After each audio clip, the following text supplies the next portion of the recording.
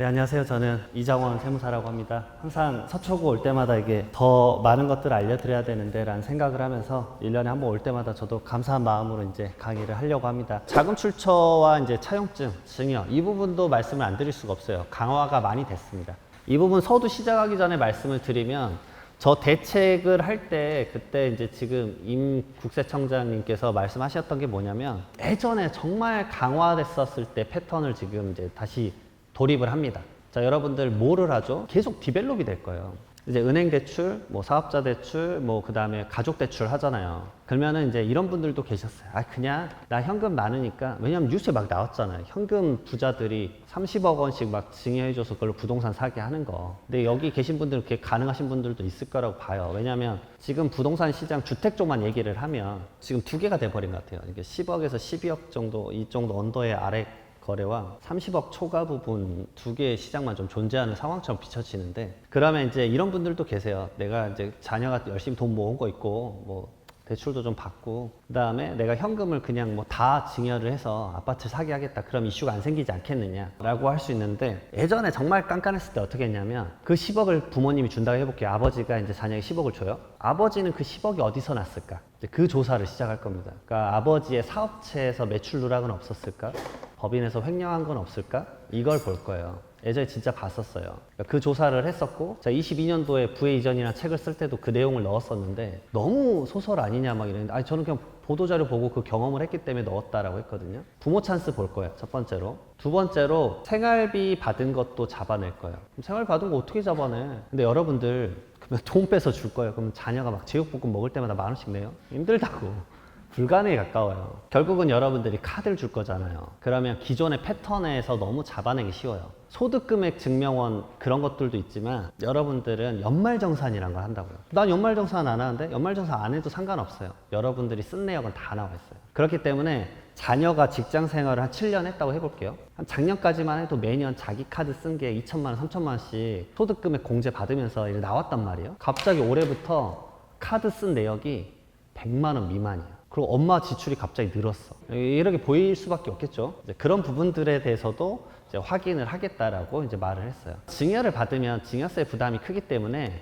대부분 자녀분들이 요즘은 연부연납을 한단 말이에요. 연부연납이 뭐예요? 세금을 쪼개내는 거예요. 그러니까 내가 내야 되는 증여세가 예를 들어서 1억 5천이다. 그러면은 뭐 이것을 최대 몇 년간 쪼개가지고 뭐 3천만 원씩 낼게, 이렇게 쪼개서 낼 수 있단 말이에요. 그럼 내가 급여를 받았는데 6천만 원 세전 급여에도 이것저것 떼면 한 3천 남잖아요. 그럼 그거를 매년 세금 내는데 써야 되는 상황이 펼쳐지니까 생활비라도 써라고 하는 부분이 있는데, 이게 딕션을 말했어요. 이렇게 할 수도 있다고. 그래서 그런 부분들에 대해서도 여러분들은 약간 유념을 해라, 말씀을 드릴 수밖에 없습니다. 그리고 예전의 증여와 지금의 증여는 정말 달라요. 정말 다릅니다. 하나만 예시를 들게요. 2017년도에 아크로가 적혀 있는 아파트를 증여하신다고 오셨어요. 그분은 그때 세 자녀에게 한 채씩 해주셨거든요. 그때 그 아크로가 26억 7천? 27억 정도? 네. 그때는 증여취득세 중과세도 없었어요. 그래서 증여세랑 취득세 합쳐서 9억 3,900, 정확하게 기억. 9억 3,900. 그래서 제가 이건 너무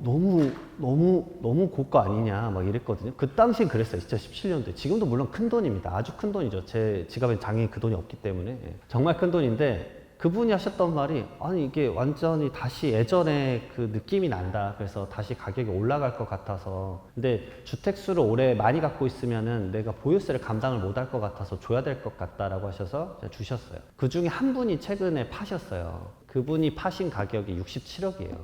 그러니까 지금 그분 지금 팔고 엄청 후회해요. 팔고 딱 지금 9개월 지났는데 걔가 지금 85억이거든요.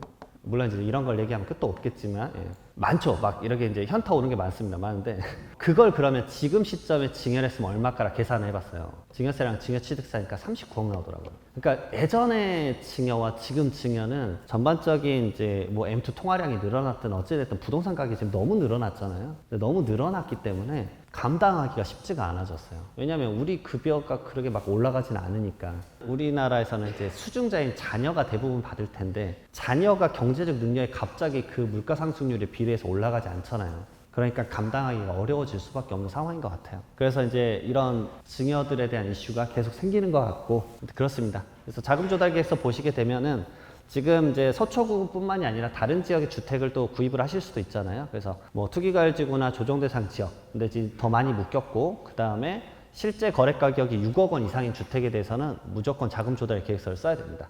안 쓰면은 이렇게 이제 써도 이제 연락이 와요. 부동산원이나 시군구청에서 이제 확인을 합니다. 그래서 꼭 명확하게 포착되는 걸로 좀 쓰셨으면 좋겠어요. 여기에 이제 이번에 개정으로 추가될 게 가상자산 매각 금액이 있으면 그것도 넣어라. 근데 여러분들 생각보다 코인을 많이 해요.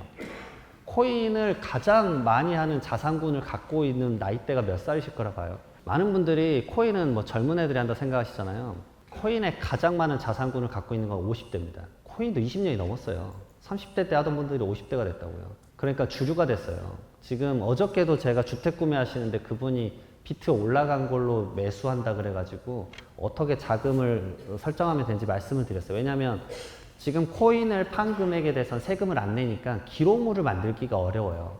조금 시스템이 많이 좋아져서 뭐 예를 들어서 가상자산 사업자인 업비트나 빗썸에서는 정보를 좀 주기는 해요, 지금은. 그래서 그걸 가지고 이제 소명까지 해라 라고 하고 있습니다. 제가 뭐 저번에도 말씀드렸지만 코인은 갑자기 말도 안 되는 엄청난 부를 벌 수도 있고 갑자기 엄청나게 큰 부를 잃을 수도 있는 그런 항목인 것 같아요. 저도 조금씩은 하지만 이게 뭐 선물을 하라고 말씀 못 하겠어요. 지금 뭐 최근에 며칠 전에 이제 미국 대통령이 갑자기 뭐 말 한마디 이렇게 출렁출렁 했잖아요. 엄청나게 무서운 자산군인 것 같습니다, 개인적으로. 자, 그리고 이제 그러면은 주택을 자녀에게 안 사주고 전세 보증금 이런 것들을 해주자라고 하시는 분들도 있는데 이런 부분도 사실은 결국 자녀의 소득이 많이 포착되어 있지 않으면 이슈가 될 수 있습니다. 그래서 재산이 뭐 증가가 많이 됐다. 뭐 여기 예시로 8억이 됐고, 그다음 자녀가 한 5년간 2억 원 정도 썼는데 신고된 소득은 4억밖에 없다. 그러면 6억은 자녀가 어디서 났는데? 라고 해서 이런 것들도 조사한다라고 말씀을 드릴 수가 있어요. 정말 생각보다 이런 것들 몇 개만 클릭을 해보면 금방 확인이 가능해요. 자녀가 이제 다른 소득이 없지 않은 이상은 좀 쉽지가 않다 말씀을 드립니다. 가족 간의 차용증, 아까도 말씀드렸지만 가족 간의 차용증의 가장 첫 번째로는 저는 종이가 아니에요. 그 종이 쓰는 게 전혀 중요한 게 아니고 첫 번째로는 진짜 채무자인 자녀의 경제적 능력이에요. 왜냐하면 이게 2020년도쯤에 대법원 판례가 정말 많았어요. 결국은 실질적으로 변제 능력이 없다 그러면 인정을 안 해주는 경우도 있었단 말이에요. 그러니까 대여금 및 대여금에 따른 이자의 변제 능력이 과연 있는가? 없으면 이걸 믿어줄 수 없다. 뭐 이렇게 볼 수도 있기 때문에 제발 적정한 금액을 좀 생각을 하셔서 주셔야 돼요. 뭐 한 100억 주지 막 이렇게 생각하실 수도 있는데 진짜 그래 하신 분도 있었고 자녀가 그걸 못 갚아요. 갚기가 쉽지가 않습니다. 그 100억이라는 돈을 받아도. 거기에 대해서 이제 부의 이전이 어려워지는 거죠, 점점. 그 다음에 이제 문서는 무조건 쓰셔야 되는데 사실 문서보다 더 많이 집중을 하는 건 실제 계좌 이체 내역이에요. 결국 소명할 때는 이것도 예전에는 뭐 2017년도쯤에는 이랬습니다. 무슨 가족 간이 돈을 빌려줘요 라고 했었어요. 약간 조사관님들이 가끔 그 시각이 있었어요. 그래서 가족 간에 차용증을 썼다 그러면 뭐 가족 간에 돈 빌려주는데 차용증을 써요 막 이랬거든요. 근데 요즘은 아주 간단합니다. 차용증이랑 빨리 그 이체 내역 주세요. 보고 빨리 합시다. 이렇게 해요.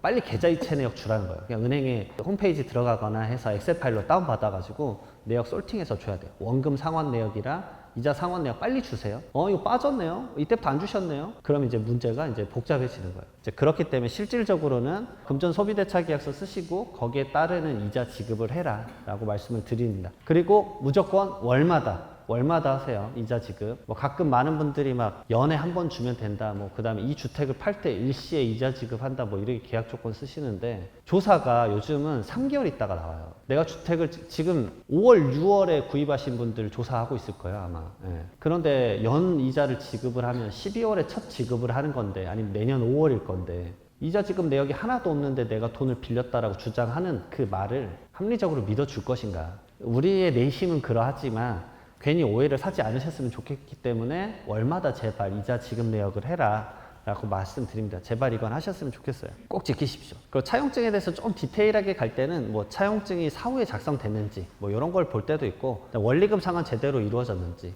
근데 정말 막 이자 못 갚은다 그러면 원금 상환 내역이라도 뭔가 있어야죠.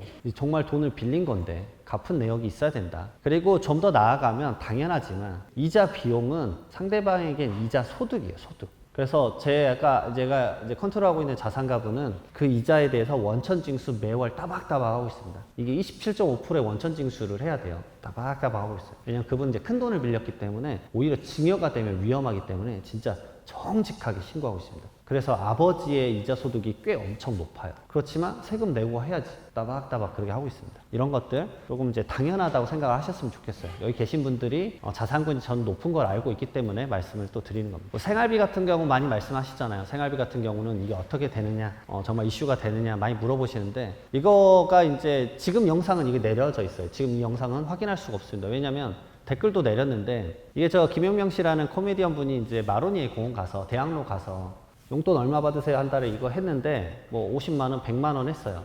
근데 한 친구가 1,500여 이런 거예요. 여러분들 1,500만 원 생활비 바로 반감을 샀어요. 댓글들이 2,000개가 달린 거예요. 뭐 20, 30분도 안 돼서 탈세 조사를 해야 된다, 세무 조사를 해야 된다. 내가 딱 봤는데 그분이 약간 교포였던 것 같아요. 그래서 내가 저분은 이제 교육을 못 받으셨다. 한국에서는 저는 돈을 많이 번단 말은 절대 딕션으로 내면 안 되는데. 그래서 그 이분은 이제 그랬어요. 자기 초밥 먹고 싶으면 일본 가고 놀이공원 가고 싶다 그러면 그다음에 그 디즈니랜드 홍콩 간다 그러더라고요. 젊은 여성분이셨어요. 그래서 위험한데, 진짜 위험한데 했는데 바로 저러게 됐었어요. 근데 이분이 위험하다고 느낀 건 뭐냐면, 저 1,500만 원 자기가 돈 생활비로 진짜 다 쓰면 생활비예요. 근데 저 계좌를 보여줬어요. 계좌. 저 계좌가 그러면 저 코미디언 분이 보여준 표정이 어떤 느낌이에요? 큰 금액 같죠? 그러니까 다 안 쓰고 모여 있다는 얘기잖아요. 그러면은 그거는 증여예요. 근데 이 증여가 그러면 바로 걸리냐? 여기 계신 분들 중에 자녀한테 뭐 300만, 500만 원 줬는데 걸린 적 있으신 분들 거의 없으실 거예요. 없어요. 생활비 명목으로 준 금액 사실 살아생전에는 거의 안 걸려요. 제가 뒤에 말씀드리겠지만. 그래서 생활비 명목으로 수령한 금원으로 재산을 취득하는 부회를 축적하면 이거는 증여예요. 자녀가 이렇게 좀 많이 받았는데 아니면 배우자한테 줬는데 배우자가 생활비 쓰고 남았다. 그래서 배우자가 본인 주식 계좌 만들어가지고 주식 샀어요. 자동차 샀어요. 오피스텔 샀어요. 그거는 뭐예요? 증여죠. 왜냐하면 재산 형성을 했잖아요. 두 번째로는 증여자가 수증자에 대한 부양 의무가 있는 상태여야 돼요. 자녀가 그래서 엄카 찬스가 안 된다는 거예요. 자녀가 돈을 벌면 부양 의무가 없는 상태잖아요. 내가 돈을 버는데 내 돈으로 써야지. 이러게 되는 거예요. 그다음 세 번째로는 생활비 또는 교육비는 필요시마다 딱 직접 충당을 해야 됩니다. 말 그대로 큰 돈을 확 줘버리면 안 돼요. 이게 다 언제 걸리냐면 결국은 상속세 때 이슈가 됩니다. 우리나라는 이 증여 후 10년 이내 재차 증여하면 증여세를 합쳐서 계산해요. 그러니까 살아생전에 내가 지금 1억 주고 9년 있다가 뭐 3억을 더 줬다. 그러면 그 시점에 4억 원으로 다시 계산한다는 얘기죠. 10년이 지나야 좀 리셋도 되고 증여재산 공제액도 더 받을 수 있어요. 개인적으로 저 연수가 좀만 줄어들었으면 좋겠다는 생각을 개인적으로 합니다. 한 5년 정도만 줄었으면 어떨까라는 생각을 개인적으로는 하고 있고요. 자, 그 다음에 하나 더 있습니다. 증여 후 내가 1억 원을 자녀에게 줬어요. 그리고 10년 이내에 내가 혹시나 죽어요. 그러면 내가 죽었을 때 그 시점에 상속 재산 가지고만 상속세를 계산하는 게 아니라 10년 이내에 계좌 내역을 다 본다라는 거예요. 그러면 그때 아들한테 촘촘히 매월 얼마씩 준 게 다 나올 거잖아요. 그걸 한 번에 모아서 추징을 하는 거예요. 1억에 100만 원씩 출금된 내역을 이제 다 확인을 해요. 돌아가시면 그때 이제 국세청에서는 계좌 내역 10년치 걸 다 보는 겁니다. 건강하게 사세요. 아셨죠? 제가 그런 적 있었어요. 9년 11개월 28일 전에 증여한 게 걸렸어요. 제 케이스 중에 가장 극단이에요. 3일만 건강하셨으면. 네. 3일이잖아요, 진짜. 이래서 날짜 계산하고 할 수가 없어요. 왜냐면 그때 부동산을 줘버린 거예요, 부동산. 3억 원짜리를 줬는데, 그래서 그것에 대해서 이제 그 당시 안 냈던 증여세랑 가산세가 무서워서 그래요, 세금은. 3억 원을 9년 11개월 28일 전에 받았잖아요. 그 당시 안 냈던 증여세가 한 4천만 원 돼요. 이것저것 빼면. 근데 4천만 원이 중요한 게 아니라 여기에 이제 무신고 가산세 20%가 바로 붙어요. 800만 원이 붙고, 그 다음에 납부 지연 가산세라고 있어요. 이게 연에 한 9에서 10% 나와요. 그러면 몇 년치죠? 10년치잖아요. 이게 100%란 말이에요. 그러면 얼마 붙어요? 4천만 원이 붙어요. 이것만 한 8,900, 9천 뭐 이 정도 나와요. 그리고 이걸 다시 상속재산에 얹어요. 또 내야지. 그래서 적게 낸 상속세 2개 더 내면 이걸로 2억 4천인가 냈어요. 그러니까 이게 일상에서 펼쳐질 수 있는 이제 케이스예요. 근데 이제 그래서 일상에서 생활비 주면 뭐 이런 것들 뭐 평상시에는 거의 이제 세무서가 이렇게 막 계속 여러분들 계좌를 본다라는 건 개인정보 때문에 불가능하겠지만 상속이 일어나면 확인하기가 이제 당연히 확인을 한다. 그런 점들을 꼭 유념하셨으면 좋겠다 말씀드려요. 그 다음에 이 교육비 부분도 유념해야 되는데 여기 나이대가 좀 있으신 분들이 있어서 말씀드리는 거예요. 손주가 외국 대학 가서 또 이렇게 학비 내주시잖아요. 그거 다 상속세 일어나시면 증여예요. 다 추징받습니다. 왜 추징받냐 말씀드렸잖아요. 징여자가 수증자에 대해 부양 의무가 있어야 되는데 손주에 대한 부양 의무는 자기 자식이에요. 할아버지가 아니라. 두 세대가 넘어갔기 때문에 전부 다 증여로 봐요. 근데 그 학비가 3천만 원 막 4천만 원씩 하잖아요. 그 몇 번 내주면 제가 말씀드린 이유가 그거 내면 되지 그게 아니라 그 증여세를 손주가 낸다고요. 걔가 갑자기 가산세 해가지고 1억 낸다고 생각해봐요. 이게 구분을 하셔야 돼요. 9년 11개월 28일 전에 증여받은 것에 대한 세금을 내는 거는 증여세이기 때문에 수증자인 손주가 내는 거예요. 상속세만 상속인들이 내는 거고. 근데 얘는 유학하고 있는데 갑자기 1억 원 내래요. 이게 힘든다고. 걔는 이제 지금 공부하고 있는데. 그런 게 좀 힘들 수 있기 때문에 미리 말씀을 드리는 겁니다. 자, 그래서 이런 식으로 계좌 내역을 전부 다 확인하기 때문에 생활비 너무 이제 가볍게 생각 안 하셨으면 좋겠다라고 말씀을 드립니다.